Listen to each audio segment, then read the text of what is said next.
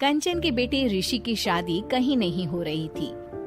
एक तो ऋषि मोटा, ऊपर से कमाई भी कोई खास नहीं।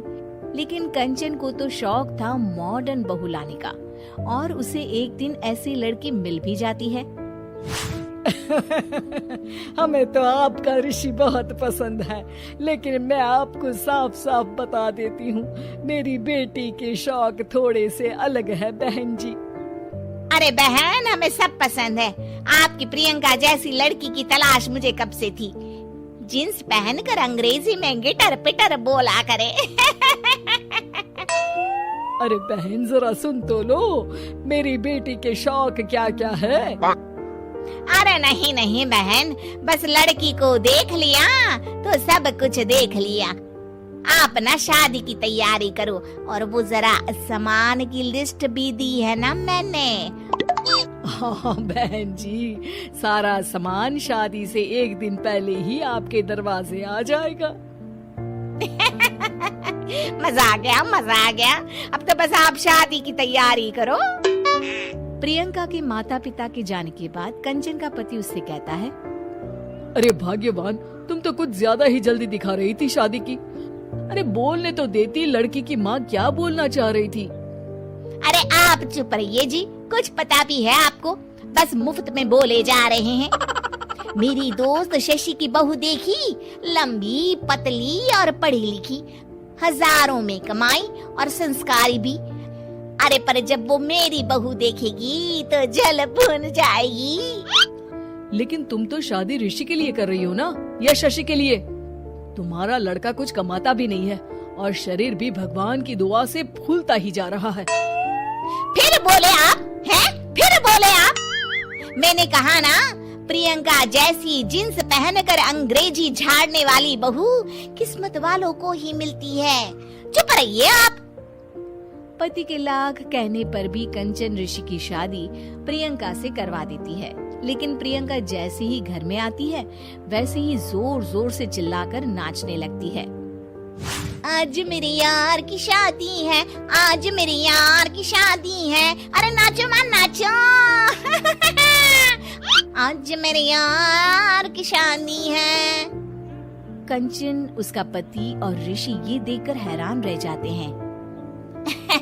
लग रहा है बहू को शादी की बड़ी खुशी है। हाँ हाँ, बहू क्यों नहीं, हम भी नाचेंगे। अरे नाचो नाचो जी, मुंह क्या देख रहे हो, चलो चलो नाचो, बहू कह रही है। कंचन ये कहकर प्रियंका के साथ नाचने लगती है। ऋषि और उसके पिता वहाँ से चले जाते हैं। अगले दिन कंचन अपनी सहेलियों को प्रियंका से मिलवाने के लिए घर बुलाती है, जहाँ शशि भी आती है। अरे शशि, कैसी हो? मैं ना तुम्हें प्रियंका से मिलवाती हूँ। अरे सच में बहुत ही एडवांस सोच की लड़की है। कितने मॉडर्न ख्यालात है उसके, पता है तुम्हें? अरे हाँ कंचन, जरूर। बच्चों की शादी अच्छी ही होनी चाहिए, और वैसे भी तुझे तो शुरू से ही ऊंचे ख्याल की बहू चाहिए थी। तभी कंचन की सहेली कहती है, अरे कंचन बुलाओ ना प्रियंका को, हम भी मिल ले। अरे बहू प्रियंका, जरा बाहर तो आना। कई बार आवाज देने के बाद भी प्रियंका बाहर नहीं आती है, तो कंचन को बुरा लग जाता है।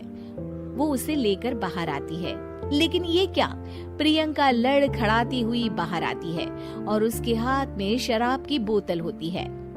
हालांकि शराब पीना स्वास्थ्य के लिए हानिकारक होता है, और ये हमारी किडनी के लिए बहुत ही खतरनाक है।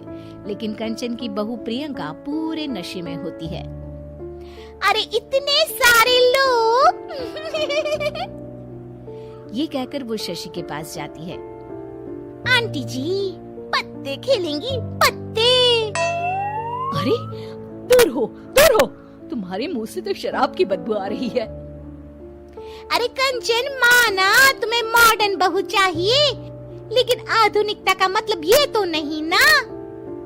बुरा न मानना कंचन, तुम्हें पता था कि तुम्हारे बेटे की कमाई और शरीर दोनों ही ठीक नहीं है, तो तुम्हें उसी हिसाब की लड़की से शादी करवानी चाहिए थी। ऐसा कहकर सभी औरतें वहाँ से चली जाती है। तभी प्रियंका की माँ कंचन के घर आती है। अरे बहन जी, बड़ी बड़ी चालाक निकली आप तो।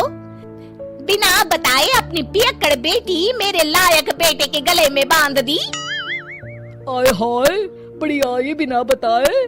उस दिन जब मैं ये बात बता रही थी तो तुम तो सुनने को भी तैयार नहीं थी। अब भुगतो तुम।